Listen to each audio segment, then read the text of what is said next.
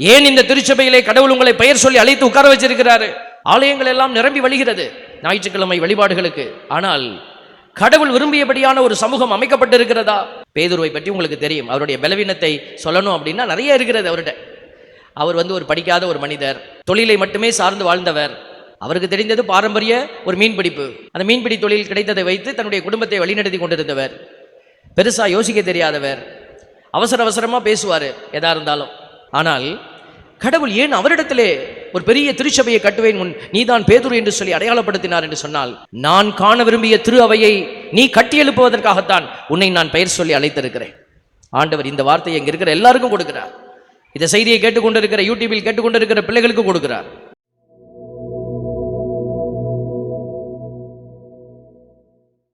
இயேசுவில் பிரியமான சகோதர சகோதரிகளே, இன்று தாய் திரு அவை மிக ஒரு சிறப்பான நாளை நமக்கு அளித்து மகிழ்கிறது.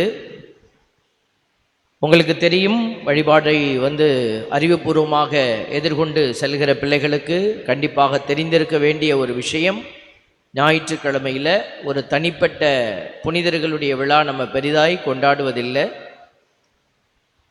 ஏன்னா ஆண்டவருடைய நாள் ஞாயிற்றுக்கிழமை. அதனால் ஞாயிறு வழிபாடு எப்பொழுதுமே கடவுளுக்கு கொடுக்கப்படுகிற, கடவுளுடைய பெயர் கொண்ட விழாக்கள் ஞாயிற்றுக்கிழமை கொண்டாடுவோம். புனிதர்களுடைய விழாவை பெரிதாக கொண்டாடுவதில்லை. ஆனால் இன்று தாய் திரு அவை நமக்கு இந்த புனிதர்களுடைய விழாவை கொண்டாட பணித்திருக்கிறது. காரணம், அவர்களுடைய விழா மாற்றப்படக்கூடாது. அது ஞாயிற்றுக்கிழமை வந்தால் ஞாயிற்றுக்கிழமை கொண்டாடணும்னு சொல்லி ஒரு முக்கியத்துவத்தை இந்த விழாவுக்கு கொடுத்திருக்கிறார்கள். அப்படி என்று சொன்னால் இந்த முக்கியத்துவம் ஏன் கொடுக்கப்படுகிறது? ஒரு பேதுரு என்கிற ஒரு கேரக்டர் அந்த ஒரு நபருக்காகவா, அல்லது பவுல் என்கிற அந்த ஒரு நபருக்காக கொடுக்கப்பட்ட ஒரு பெருமையா என்றால் அது ஒரு முக்கியமான ஒரு பதிலாக இருக்க முடியாது.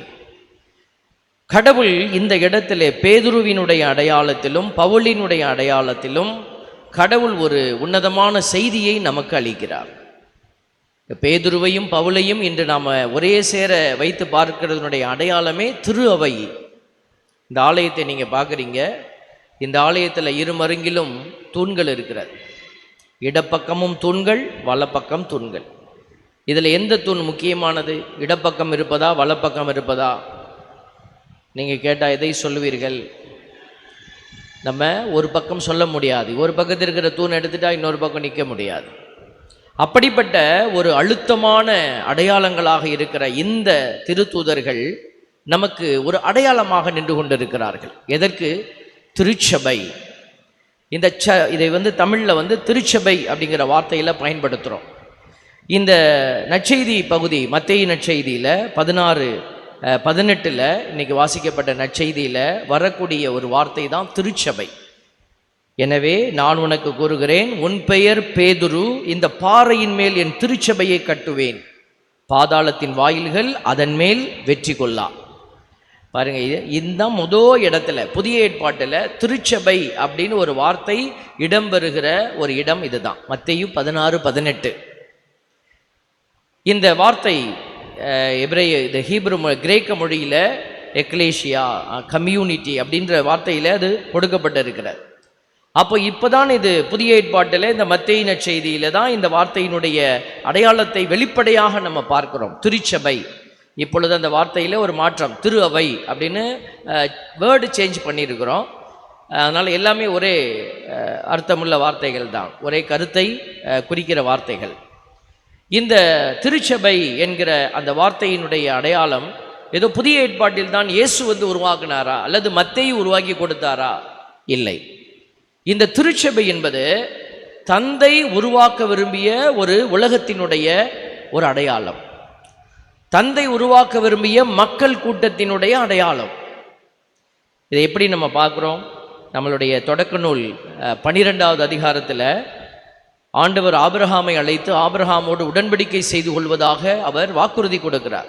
அப்போ சொல்லுவார், வானத்தில் இருக்கிற விண்மீன்களை பாரு, கீழே இருக்கிற மணலை பாரு, அதை போல உன் இனத்தை நான் பெருகச் செய்ய போகிறேன். அவருக்கு அப்போ புரியல, ஏன்னா இப்போவே நமக்கே புரியல. அதை சொல்லிக்கிட்டே தான் இருப்போம். அடிக்கடி நம்ம இதை மென்ஷன் பண்ணுறோம். எங்கெல்லாம் நீங்கள் நிறைய இடத்துல கேட்டிருப்பீங்க, ஆனால் இது எதோடு தொடர்புடையதாக இருக்கிறது என்பது நமக்கு தெரியாது. அவர் சொல்ல தந்தை வெளிப்படுத்தின அந்த அடையாளம், ஒரு சபை, திருச்சபை உருவாகும். அந்த திருச்சபை நான் விரும்பிய திருச்சபையாக இருக்க போகிறது. நான் படைத்த மக்கள் எல்லாரும் நான் விரும்பியபடி இல்லை. அவர்கள் பாவம் செய்கிறாங்க, அவர்கள் உடலின் இச்சைகளுக்கு ஓடுறாங்க, அவர்களுடைய எண்ணங்களை மேலே வச்சுக்கிட்டு நிற்கிறாங்க. இப்படி ஒரு கூட்டத்தை நான் பார்க்கிறேன். நான் படைத்த என் பிள்ளைகளின் இனமே ஒரு மாதிரி போயிடுச்சு. அதனால நான் என்ன செய்கிறேன், உன்னை தேர்ந்தெடுத்து உன் வழியாக அந்த வழிமரபை நான் உருவாக்க போகிறேன். அப்படியே நீங்கள் பார்த்தீங்கன்னாக்க இணைச்சட்ட நூலில் கூட கடவுள் இந்த அடையாளத்தை அங்கங்கே வச்சுக்கிட்டே இருப்பார். இணைச்சட்டம் 9, 10, 31, 30 இன்னும் பல இடத்துல நீங்கள் பார்க்க முடியும். அதில் ஒரு வார்த்தை வருது, சபையாக நீங்கள் கூடி வாருங்கள். சபை, உங்கள் சபையை கூட்டு, சந்திப்பு கூடாரத்தில் நீங்கள் அனைவரும் கூடி வாருங்கள் அப்படின்னு ஒரு வார்த்தையை அடிக்கடி கடவுள் பயன்படுத்திகிட்டே இருப்பார். அப்போ ஏன் நீங்கள் எல்லாரும் வாங்கடா அப்படின்னு ஒரே வார்த்தையில் சொல்லிட்டு போயிடலாமே? அந்த இடத்துல ஒரு எபிரேய வார்த்தை ஒன்று பயன்படுத்தப்படுகிறது. அதற்கு பெயர் கஹால். அந்த கஹால் அப்படின்னா என்னன்னா கம்யூனிட்டி, அசம்பிளி, காங்கிரிகேஷன், இதுதான் அதனுடைய அர்த்தம். அப்படின்னா அது ஏதோ ஒரு திடீரென்று கூடிய கூட்டம் அல்ல, திட்டத்தோடு கூடுகிற கூட்டம், ஒரு கருத்தியலோடு கூடுகிற கூட்டம், அதுதான் அதனுடைய அர்த்தம். அதை தொடர்ந்து நம்ம பார்க்குற பொழுது புதிய ஏற்பாட்டு காலத்தில் அவங்க இந்த கஹால்ங்கிற எபிரேய சொல்லைத்தான் அவர்கள் எக்லேஷியா என்று அவர்கள் அடையாளம் கொடுத்து வார்த்தையை மாற்றுகிறார்கள். இந்த வார்த்தை தான் பின்னாட்களில் திருச்சபை என்கிற அடையாளத்தை பெறுகிறது. ஆங்கிலத்தில் இதற்கு பெயர் சர்ச். சர்ச் என்று சொன்ன ஆங்கிலத்தில் இந்த சர்ச் இல்லை, இந்த கன்ஸ்ட்ரக்ஷன் இல்லை, இந்த கருத்தியலை உள்ளடக்கிய மக்கள் கூட்டமைப்பினுடைய ஒரு பெயர். அன்புக்குரியவர்களே, இதை கடவுள் உருவாக்க விரும்பினார் என்பதற்கு நிறைய அடையாளங்கள் உண்டு. நான் ஒரு சில அடையாளத்தை உங்களுக்கு கொடுத்திருக்கிறேன். இந்த திருச்சபையை கட்டி எழுப்பத்தான் கடவுள் என்ன செய்திருக்கிறார், தனக்கு உரிய பிள்ளைகளை தெரிந்தெடுத்தார். 12 சீடர்களை எதற்காக தெரிந்தெடுத்தார்? ஒருத்தர் சோறாக்குப்பா, ஒருத்தர் ரசம் வைப்பா, ஒருத்தர் சாம்பார் செய்ப்பா, நம்ம எல்லாம் சேர்ந்து சாப்பிட்டுட்டு ஒன்றா வாழ்ந்து சந்தோஷமாக போவோம், இருக்கிற வரைக்கும் நல்லா சாப்பிட்டுட்டு என்ஜாய் பண்ணுவோம்ப்பா, வாங்கப்பா அப்படின்னு ஒரு நாளும் இயேசு சொல்லலை. இயேசு ஆண்டவர் அவர்களோடு பேசியதையெல்லாம் நீங்கள் இந்த சபையில் கேட்டிருக்கிறீர்கள். எதை அவர்கள் முன் வலியுறுத்தினார், எதற்காக அந்த வலியுறுத்துதல் கொடுக்கப்பட்டது, அவர்களிடத்திலிருந்து இயேசு காண விரும்பிய ஒரு திட்டம் என்ன? திருச்சபை.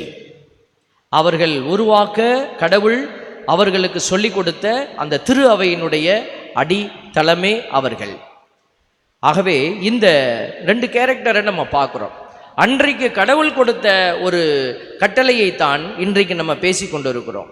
இதில் உங்களுக்கும் எனக்கும் ஏதாவது தொடர்பு இருக்கிறதா? இன்றைக்கு மனநிலை கத்தோலிக்க கிறிஸ்தவர்களாக இருக்கட்டும், மற்றும் பல்வேறு சபைகளை வழிநடத்துகிற கிறிஸ்தவர்களுடைய கூட்டமைப்பினுடைய அடையாளமாக இருந்தாலும் சரி, எப்படிப்பட்ட ஒரு கிறிஸ்தவ சமூகம் இப்பொழுது பரவி கிடக்கிறது என்று சொன்னால், நான் கோயிலுக்கு போவேன், பூசையை பார்ப்பேன், நன்மை வாங்கிட்டு நான் வீட்டுக்கு போயிடுவேன், இதுதான் என்னுடைய பரவச நிலை, இதுதான் கடவுள் என்கிட்ட சொல்லியிருக்கிறாரு அப்படின்னு நம்ம ஒரு தவறான கணக்கியலை வைத்து கொண்டு பயணிக்கிற ஒரு பரிதாபத்திற்குரிய திருச்சபையைத்தான் இன்றைக்கு நாம் கண்களில் அதிகமாய் பார்க்கிறோம். கடவுள் விரும்பியபடி ஒரு பக்கம் நடந்து கொண்டு இருக்கிறது. ஆனால் நம்ம சொல்றது மெஜாரிட்டி. ஆலயங்கள் எல்லாம் நிரம்பி வழிகிறது ஞாயிற்றுக்கிழமை வழிபாடுகளுக்கு. ஆனால் கடவுள் விரும்பியபடியான ஒரு சமூகம் அமைக்கப்பட்டிருக்கிறதா என்பதை தேடி பார்க்கிற ஒரு கட்டாயத்தில் நாம் தள்ளப்பட்டிருக்கிறோம். எல்லா நம்பிக்கையாளர்களும் கடவுளை ஏற்றுக்கொள்கிறார்கள், அவரவருக்கு விருப்பப்பட்ட கடவுளை ஏற்றுக்கொள்கிறார்கள். நாமும் அதே போல நமக்கு விருப்பமான ஒரு கடவுளை தேடி வச்சிருக்கிறோம். ஒருவேளை அது பிறப்பில் இருந்து வந்திருக்கலாம். அப்பா அம்மா தாத்தா பாட்டி எல்லாம் இந்த தெய்வத்தை தான் கும்பிட்டாங்க, நம்மளும் கும்பிட்டுட்டு போயிட்டே இருப்போம். அது உண்மையான இந்த கடவுள் விரும்பிய கருத்தியலின்படி அமையாவிட்டால், நீங்கள் நின்று கொண்டிருக்கிற திருச்சபை உங்களை ஒரு உயிருள்ள கற்களாக உருவமெடுக்க வேண்டும் என்கிற அழைப்பை உங்களுக்கு கொடுத்து கொண்டே இருக்கிறது. அன்புக்குரிய பிள்ளைகளே, நிறைய நேரம் நம்ம சொல்லுகிற பொழுது ஏதாவது ஒரு பணிக்கு, திருச்சபையில் நிறைய பணிகள் செயல்படுத்தப்பட்டு கொண்டு இருக்கிறது, ஒரு உயிருள்ள ஒரு செயல்பாட்டை கொடுங்க அப்படின்னு நம்ம அழைப்பு கொடுக்கிற போது எல்லோரும் சொல்லக்கூடிய ஒரு பதில், வீட்டில் நிறைய வேலை இருக்குது ஃபாதர், நான் வீட்டுக்காக ரொம்ப கஷ்டப்படுறேன் அப்படின்னு நம்ம என்ன செய்கிறோம், பல்வேறு விதமான சாக்கு போக்குகளை சொல்லி கொண்டே இருக்கிறோம். நிறைய பேர் என்ன செய்வாங்கன்னா பலவீனத்தை சொல்லுவாங்க. எனக்கெல்லாம் வராது ஃபாதர், எனக்கு அந்த திறமை கிடையாது ஃபாதர். அதற்குத்தான் கடவுள் இன்றைக்கு இருவேறு துருவங்களாக இருக்கிற பேதுருவையும் பவுலையும் அடையாளப்படுத்துகிறார். பேதுருவை பற்றி உங்களுக்கு தெரியும், அவருடைய பலவீனத்தை சொல்லணும் அப்படின்னா நிறைய இருக்கிறது அவர்கிட்ட. அவர் ஒரு படிக்காத ஒரு மனிதர், தொழிலை மட்டுமே சார்ந்து வாழ்ந்தவர். அவருக்கு தெரிந்தது பாரம்பரிய ஒரு மீன்பிடிப்பு. அந்த மீன்பிடி தொழில் கிடைத்ததை வைத்து தன்னுடைய குடும்பத்தை வழிநடத்தி கொண்டிருந்தவர். பெருசாக யோசிக்க தெரியாதவர், அவசர அவசரமாக பேசுவார் எதா இருந்தாலும். ஆனால் இப்படி நிறைய சொல்லிக்கிட்டே போகலாம். ஆனால் கடவுள் ஏன் அவரிடத்திலே ஒரு பெரிய திருச்சபையை கட்டுவேன் முன் நீதான் பேதுரு என்று சொல்லி அடையாளப்படுத்தினார் என்று சொன்னால், அவரிடத்திலே இருந்த ஒரு உணர்வு, ஆண்டவரை சார்ந்திருந்தால் வெற்றி அடையலாம், நான் கடவுள் சொல்றதை கேட்டு செயல்பட்டால் வெற்றியடைய முடியும் என்பதை உணர்ந்ததோடு நில்லாது வாழ்வில் வெளிப்படுத்தினவர். தோற்று போனாலும் ஆண்டவர் தெரியவே தெரியாதுன்னு மறுத்தார், தோத்துட்டார். இயேசு சொன்னது போலவே, நீ சேவல் கூவுறதுக்கு முன்னாடி நீ என்னைய மறுதளிச்சிருப்பேன்னு சொன்னார். அதே போல அவர் தோற்று போனார். ஆனாலும் தோல்வி ஒரு முடிவல்ல, தோல்வியே எனக்கு தொடக்கமாய் மாறட்டும் என்று சொல்லி எழுந்து நின்றவர் இந்த பேதுரு அடிகளார். இன்னொரு புறம் நீங்கள் பவுலடியாரை பார்த்தா அவர்கிட்டையும் நிறைய பலவீனங்கள் இருந்தது, அவரிடத்திலும் குறைகள் இருந்தது. ஒருபுறம் அவர் படித்து கற்றறிந்தவர், ஒருவேளை அதுவே அவருக்கு குறையாக கூட இருந்திருக்கக்கூடும் இந்த திருச்சபையை ஏற்றுக்கொள்ள. ஏன்னா அறிவில் இது பார்க்கணுமே விஷயங்களை, தன்னுடைய அறிவு சொன்னால்தான் செயல்படுவார். அப்படிப்பட்ட சூழலில் கூட அவர் என்ன செய்தார், அவர் ஒரு தளத்தில் நின்று செயலாற்றுகிறார். அறிவெல்லாம் தூக்கி ஓரமாக வச்சுட்டு எல்லாத்துக்கும் மேலே ஆண்டவர் தாண்டா, அறிவை ஓரமாக வச்சிட்டாரு, தன்னுடைய பெருமைகளை ஓரமாக வச்சிட்டாரு, தனக்கென்று இருந்த எதிர்காலம் ஓரமாக வச்சிட்டாரு. எல்லாத்தையும் தூக்கி போட்டுட்டு அவர் ஒன்றுமில்லாமல் ஓடினார் ஆண்டவருக்காக. இந்த இருவரும் துருவங்களை தான், தூண்களைத்தான் இன்றைக்கு நாம் கண்முன் வைத்து பயணிக்கிறோம். நீங்கள் எத்தனையோ காரண காரியங்களை சொல்லி கொண்டிருந்தால் இன்றைக்கு உங்களுக்கான அந்த சவால் ஆண்டவர் வைக்கிறார். நீ வெறுமையான ஓட்டத்தை ஓடி வெற்றியடையலாம் என்று நினைத்து கொண்டிருக்கிறாயா? கண்டிப்பாக அது உன்னால் முடியாது. நான் காண விரும்பிய திரு அவையை நீ கட்டி எழுப்புவதற்காகத்தான் உன்னை நான் பெயர் சொல்லி அழைத்திருக்கிறேன். ஆண்டவர் இந்த வார்த்தையை இங்கே இருக்கிற எல்லாருக்கும் கொடுக்கிறார். இந்த செய்தியை கேட்டுக்கொண்டிருக்கிற, யூடியூபில் கேட்டுக்கொண்டிருக்கிற பிள்ளைகளுக்கு கொடுக்கிறார். எப்படி செய்வது, எதை செய்வது, அதை நீங்கள் தனிப்பட்ட விதமாய் அமர்ந்து யோசிக்க வேண்டும். அன்பு பிள்ளைகளே, திருத்தூதர் பணியில் நம்ம பார்க்குறோம் 2:41, அவருடைய வார்த்தைகளை ஏற்றுக்கொண்டவர்கள் திருமுழுக்கு பெற்றார்கள். அன்று ஏறக்குறைய 3000 பேர் அவர்களோடு சேர்க்கப்பட்டார்கள். பார்த்தீங்களா? இந்த சேர்க்கை என்பது அன்று எண்ணிக்கையில் அதிகப்படுத்தி கொண்டே இருந்தது, அதிகமாகிக் கொண்டே இருந்தது.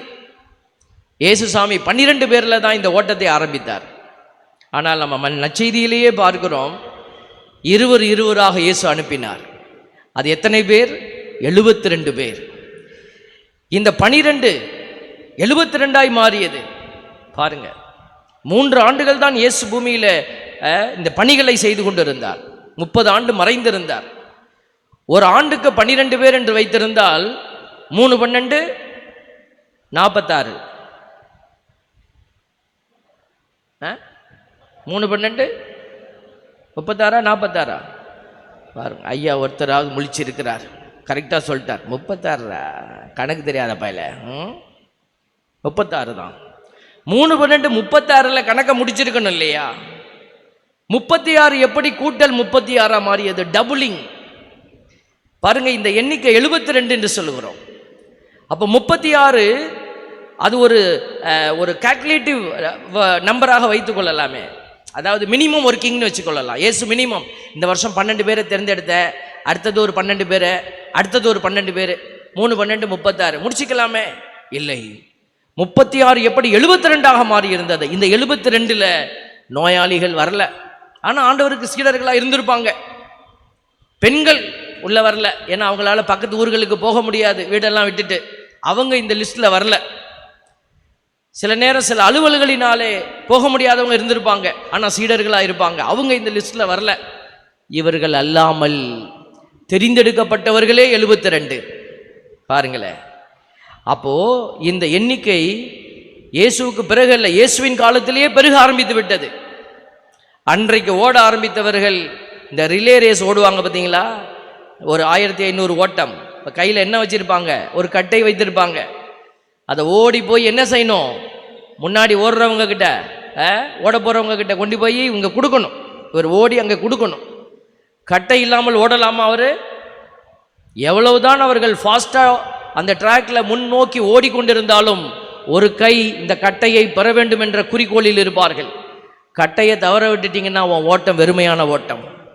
என் அன்பு பிள்ளைகளே, இன்றைக்கு கட்டை இல்லாமல் ஓடுறவங்க தான் நம்ம நிறைய பேராக இருக்கிறோம். கட்டை இல்லை, ஓடிக்கிட்டு இருக்கிறோம். என்ன பண்ணுறது தெரியல, ஒரு மாதிரி வெறுமை. அதனால் நமக்குன்னு ஒரு வழிபாட்டு முறை, திருச்சபை வழிகாட்டுறதெல்லாம் ஓரமாக வச்சுட்டு நாங்கள் எப்போதும் இந்த தவக்காலத்தில் சோறு போடுவோம். செய்யக்கூடாதுன்னு சொல்லலை, திருச்சபை வழிகாட்டுகிற அடையாளங்களை தவிர்த்து விட்டு இன்னைக்கு மனிதர்கள் அவர்களுக்கென்று சில வழிபாட்டு முறைகளை வைத்துக் கொள்கிறார்கள். சில வீடுகளுக்கு போகிறப்ப நான் பார்க்குறேன், வீடு பூரா சாமி படம். சாமி படத்துக்கு மத்தியில் இந்த ஃபெர்டிலிட்டி கார்டு இருக்குது பார்த்தீங்களா, தொந்தி வச்சு பெரிய பொம்மை, என்ன குபேர பொம்மை, அது வச்சுருக்காங்க. ஏன் வச்சுருக்கிறாங்க? அழகுக்கு வைக்கிறாங்களா? இல்லை, காசேதான் கடவுளடா, அது கடவுள் பக்கத்தில் இருக்கட்டும்டா, ஆள்பட்டு நீ வாயை மூடிட்டு போடா. நாங்கள் மந்திரிக்கணும், எல்லாத்தையும் சேர்த்து தான் மந்திரிக்கணும். பிள்ளைங்க இன்னைக்கு கையில் காலெல்லாம் கயிறு கட்டிக்கிறாங்க. பெற்றோர்கள் அனுமதிக்கிறீங்க, தாத்தா பாட்டியெல்லாம் அனுமதிக்கிறீங்க. நீங்கள் எந்த திருச்சபையிலிருந்து பயணிக்கிறீர்கள்? நான் தெரிகிற அடையாளத்தை மட்டும்தான் சொல்கிறேன். இந்த ஆளுக்கு வேறு வேலையே கிடையாது, எப்போ பார்த்தாலும் கயிறு இந்த பொம்மை இதெல்லாம் சொல்லிக்கிட்டே இருப்பான் அவன் அப்படின்னு நீங்கள் நினைத்து கொண்டு போகலாம். சில வீடுகளுக்கு போகிற போது எல்லா சாமி படமும் இருக்குது, கீழே பார்த்தா வேறு சில ஆட்களுடைய படமும் இருக்குது. நமக்கு புரியல. ஸோ இவங்க எல்லாத்தையும் புனிதர்களாக ஏற்றுக்கொண்டார்கள் போல இருக்கிறது. அப்போ எல்லாத்தையும் மந்திரிச்சிட்டு தான் வரோம். ஆனால் நியாயம் பேசுகிறாங்க, எல்லாருமே நியாயம் பேசுகிறாங்க. புரியல. அப்போ திருச்சபை என்கிற தளத்தில் பயணிக்கிற பிள்ளைகள் இதெல்லாம் நம்ம வச்சிருக்கணும்னு அவசியம் இல்லை. நீ வீட்டில் எத்தனை படங்கள் வைத்திருந்தாய் ஆண்டவர் கேட்க போகிறாரா? இல்லை. உடனே சொல்லுவாங்க, ஆல்பர்ட் சாமி திருச்சபைக்கு எதிராக பேசுகிறார். நான் தான் திருச்சபைக்கு சார்பாக பேசுகிறேன். என் ஆண்டவர் காண விரும்பிய திருச்சபை இது அல்ல. ஆண்டவருடைய பிள்ளைகள் உணர்ந்து கொள்ள வேண்டும். உயிருள்ள கடவுள் பேதுரு அடிகளார் சொல்றாரு, தூய உகந்த உயிருள்ள பலியாக உங்களை படையுங்கள். இதற்கு நீங்க தயாரா இருக்கிறீங்களா? யோசிக்கணும் பிள்ளைகளே. பாருங்க, இந்த கத்தோலிக்க திருச்சபை வளர்ந்து கொண்டே வந்தது. கத்தோலிக்க திருச்சபைன்னு மட்டும் நான் சொல்ல மாட்டேன். இன்னைக்கு நிறைய சபைகள், உண்மையான சபைகள், பொய்யும் இருக்குதுங்க வெளியில. கத்தோலிக்க சபையை சாராத வெளியில இருக்கிற நிறைய சபைகள் உயிருள்ள சபைகளாக, ஆண்டவருக்கு உண்மையுள்ள சபைகளாக இருக்கிறது. நம்ம மறுக்க முடியாது. அதை அவர்களை நாம வாழ்த்துகிறோம், செஞ்சுதான் ஆகணும். ஏன்னா நம்ம செய்யாதது அவங்க செய்யறாங்க. இங்க உட்காந்துக்கிட்டு அவன்லாம் காசுக்கு தான் வேலை செய்யறான் சொல்லிக்கிட்டே உட்கார்ந்துருக்க வேண்டியதுதான். நம்ம என்ன வேலை செய்யறோம் சிந்திக்க வேண்டும் பிள்ளைகளே. கத்தோலிக்க திருஅவை ஒரு விடுதலையின் திருஅவை, ஒரு உண்மையான திருஅவை. அதை நம்ம உறக்க சொல்ல முடியும். மற்ற திருவைகளை நீங்க பொய்ன்னு சொல்ல வேண்டிய அவசியம் இல்லை. உன் திருச்சபை உண்மையான திருச்சபை என்று சொல்லு. அவர்கள் நம்புகிற அந்த திருச்சபை குறித்து அவர்கள் உணர்ந்து கொள்வார்கள். நாம இந்த திருச்சபை உண்மையான திருச்சபை. அதனாலதான் இன்னைக்கு கத்தோலிக்க திருச்சபை பல்வேறு நிலைகளில் சிதைக்கப்பட்டு கொண்டு இருக்கிறது. ஏன் கத்தோலிக்க திருச்சபையை சுத்தி சுத்தி பிசாசு சுத்தி சுத்தி வரான்? இந்த ஆத்துமாக்களை பிடிச்சு கொண்டு போய் வேற எங்கேயாவது குப்பையில போடுறான். ஏன்? நம்ம நினைச்சு கொண்டு இருக்கிறது எல்லாமே இங்க இருந்து அவங்க வேற சபைக்கு போயிட்டாங்க அப்படின்னு சொல்லித்தான். ஆனா நான் சொல்லுகிற விஷயம், ஒரு உண்மை இல்லாத ஒரு மார்க்கத்துக்குள்ள போறது, உண்மை இல்லாத ஒரு அடையாளத்துக்குள்ள போய் அந்தோனியாரை வச்சுக்கிறது, செபஸ்தியாரை வச்சுக்கிறது, புனிதர்களை வைத்துக்கொண்டு நம்ம கட்ட விரும்புகிற ஒரு கடவுளுக்கு எதிரான ஒரு சமூகம் இருக்கு பாருங்க. அது திருச்சபைக்கு எதிரான ஒரு செயல்பாடு. புனிதர்கள் இதை செய்ய விரும்பவில்லை. அவர்கள் எல்லோருமே நம்ம எல்லோருமே ஆண்டவருடைய பெயரால் நம்மை கூட்டி சேர்க்க வந்த உயிருள்ள புனிதத்தினுடைய அடையாளங்கள். யோசிச்சு பாருங்களேன். இன்னைக்கு நிறைய பேர் சில ஊர்களில் நான் போய் பார்க்குற போது திருவிழாக்கள், இந்த மாதிரி புனிதர்கள் பெயரால் திருவிழா நடக்கும்போது சாமி வருது. புரியல என்ன சாமி வருதுன்னு. இதை எப்படி ஏற்றுக்கொள்கிறீர்கள் சொல்லுங்களேன், எனக்கு புரியல. நீங்கள் தெரிஞ்சா சொல்லுங்கள், உங்கள் ஞானம் வெளிப்பட்டுச்சுன்னா எனக்கு வெளிப்படுத்துங்க. ஆண்டவருடைய பிள்ளைகள் புரிந்து கொள்ள வேண்டும். பாருங்களேன், நம்மளுடைய இந்த திரு அவையினுடைய அடையாளத்தை நம்ம எங்கே பார்க்குறோம்னா, பழைய ஏற்பாட்டில் தானியேல் நூலில் ஆண்டவருடைய வார்த்தை வெளிப்படுத்தப்பட்ட தானியேல் 2வது அதிகாரம் 31வது இறைவசனத்திலிருந்து நம்ம வாசிக்கிறோம். அங்கே நேபுகத்நேசர் அரசன் ஒரு காட்சி கண்டான். அந்த இடத்துல ஒரு பெரிய ஒரு சிலை, அது வெண்கலத்தால், இரும்பால், களிமண்ணால் அப்படின்னு கட்டப்பட்டிருந்தது. அதெல்லாம் சொன்ன லேட் ஆகிடும். நீர் பெரிய சிலை ஒன்றை கண்டீர், கண்ணெதிரே நின்ற மாபெரும் சிலை பளபளக்கும் ஒளிமிக்கதாயும் அச்சுறுத்தும் தோற்றமுடையதாகவும் இருந்தது. தானியேல் அந்த சிலையெல்லாம் கனவுல கண்டதை விளக்குறார். அதன் கால்கள் இரும்பினால் ஆனவை, அதன் காலடிகள் ஒரு பகுதி இரும்பினாலும் மறுபகுதி களிமண்ணாலும் ஆனவை. நீர் அச்சிலையை பார்த்து கொண்டிருந்த பொழுது, நல்ல கவனிங்க, மனித கைப்படாத கல் ஒன்று பெயர்ந்து உருண்டு வந்தது. மனித கைப்படாத கல் ஒன்று உருண்டு வந்தது. அந்த கல் இரும்பினாலும் களிமண்ணாலுமான அதன் காலடிகளில் வந்து மோதி அவற்றை நொறுக்கியது. அவ்வளோ பெரிய அச்சுறுத்தும் சிலை நொறுக்கி போட்டது. அப்பொழுது இரும்பு, களிமண், வெண்கலம், வெள்ளி, பொன் ஆகியவை யாவும் நொறுங்கி கோடை காலத்தில் கதிரடிக்கும் களத்து பதரை போல் ஆகின. அவற்றின் அடையாளம் இராதபடி காற்று அவற்றை அடித்து கொண்டு போய்விட்டது. ஆனால் சிலையை மோதிய அந்த கல் பெரிய மலை ஆகி உலகம் முழுவதையும் நிரப்பெற்று, அந்த தானியேல் நூலில் வெளிப்படுத்தப்பட்ட அந்த கல் பேதுரு என்கிற பெயரில் உருவாக்கப்பட்ட திருச்சபை என்கிற கல். பேதுரு என்பது அவருடைய பெயர் அல்ல, அவருடைய பெயர் சீமோன். ஆண்டவர் கொடுத்த புதிய பெயர், நீ பாறை, இந்த பாறையின் மேல் தான் இந்த திருச்சபையை கட்டுவேன். அன்புக்குரிய பிள்ளைகளே, இந்த பாறை தான் தானியேல் நூலில் வெளிப்படுத்தப்பட்ட உலகத்தை உடைத்து தகர்க்க போகிற, எல்லா அரசுகளையும் தோல்வியடைய செய்து உயர்ந்து நிற்க போகிற பரிசுத்த திருச்சபை. இந்த திருச்சபைக்கு தான் ஆண்டவர் உங்களை ஆள் எடுத்துக்கிட்டு இருக்கிறார். நீங்கள் உங்களை மாற்றிக்கொண்டு இந்த திருச்சபையை தாங்குகிற தூண்களாக மாறாமல் போனால் நாம வெளியில தள்ளப்படுவது உறுதி. அழைக்கப்பட்டவர்களோ வெகு பலர், ஆனால் தெரிந்தெடுக்கப்பட்டவர்களோ சிலர். பத்திரிக்கை எல்லாத்துக்கும் கொடுத்தாச்சு, ஆண்டவர் வந்து தட்டுறாரு, திருமண விருந்து தயாராக இருக்கிறது. காரணங்கள் சொன்னார்கள், அவர்கள் எல்லோரும் இழக்கப்பட்டார்கள். இன்றைக்கு நீங்களும் நானும் ஏதோ ஒரு காரணத்தை சொல்லிக்கொண்டு ஓடிக்கொண்டிருக்கிற பிள்ளைகளாக இருக்கக்கூடாது. தானியேல் 2:45 சொல்லுது, வெள்ளியையும் பொன்னையும் நொறுக்கியதாக நீர் கண்ட அந்த கல் இந்த அரசையே குறிக்கிறது. அந்த அரசை பற்றி அவங்களுக்கு அப்போ தெரியாது, ஆனால் இப்போ நமக்கு தெரியுது. இயேசு ஆண்டவர் கல்வாரி மலையில் ரத்தம் சிந்தி, அந்த இரத்தத்தினாலே உன்னை கழுவி ஒரு புது படைப்பாய் நம்மை மாற்றி நம்மை கொடுத்திருக்கிறாரே, அதுதான் திருச்சபைக்கான மிகச்சிறந்த அடையாளம். இந்த இரத்தத்தில் கழுவப்பட்ட பிள்ளைகளாக நீங்கள் பயணிக்க வேண்டும். ஏதோ ஒரு போர்வையை போத்தி கொண்டு நானும் கத்தோலிக்க திருச்சபை, நான் இந்த சபை, நான் அந்த சபை என்று ஏதோ ஒரு போர்வையை போத்தி கொண்டு நம்மை ஆட்டு தோல் போத்திய ஓநாய்களாக வாழ அல்ல, கடவுளுக்குரிய உகந்த பிள்ளைகளாக வாழ ஆண்டவர் அழைத்து கொண்டே இருக்கிறார். அதனால தான் 1 பேதுரு 2:5 அவர் சொல்றாரு பாருங்க, நீங்கள் உயிருள்ள கற்களாயிருந்து ஆவிக்குரிய இல்லமாக கட்டி எழுப்பப்படுவீர்களாக. யோசித்து பாருங்க, இயேசு கிறிஸ்துவின் வழியாய் கடவுளுக்கு உகந்த ஆவிக்குரிய பலிகளை படைக்கும் தூய குருக்களின் கூட்டமாக இருப்பீர்களாக. இந்த வார்த்தைகள் எல்லாம் நீங்க தியானிக்கணும் பிள்ளைகளை. இங்கிருந்து ஒரு தடவை கேட்டீங்கன்னா புரியாது. கடவுளுக்காக நீங்க எப்படி மாறணும்? கடவுளுக்கு உகந்த ஆவிக்குரிய பலிகளை படைக்கும் தூய குருக்களின் கூட்டமாக. அப்படின்னா என்ன? தூயன்னா என்ன அர்த்தம்? அப்படியே குளிச்சு மொழிவிட்டு வரணும், செண்டு போட்டுக்கிட்டு வரணும், அதான் தூய இல்லை. தூய என்பது சிலுவை, இரத்தம். நீ இரத்தம் சிந்தி பாடுகளை ஏற்று ஆண்டவருக்காக பயணிக்க வேண்டும். இப்படிப்பட்ட திருச்சபையை தான் கடவுள் கட்டி எழுப்பி கொண்டிருக்கிறார். இப்படி கடவுளுக்காக இரத்தம் சிந்தியவர்களை தான் புனிதர்கள் என்று நாம் பெயர் சொல்லி வைத்திருக்கிறோம். அன்புக்குரிய பிள்ளைகளே, இந்த பயணத்தை, இந்த திருச்சபையை தாங்குகிற பயணத்தை துவங்க நீங்கள் தயாராக இருக்கிறீர்களா? ஆண்டவரிடத்தில் வல்லமையை கேளுங்க. ஆண்டவரே, நான் இவ்வளோ நாள் ஏனோதானோன்னு ஓடிட்டேன், இனிமேல் நான் ஏதாவது உங்களுக்கு செய்யணும் அப்பா. நான் என்ன செய்யணும் எனக்கு தெரியல. பேதுருவுக்கும் தெரியாமல் இருந்தது.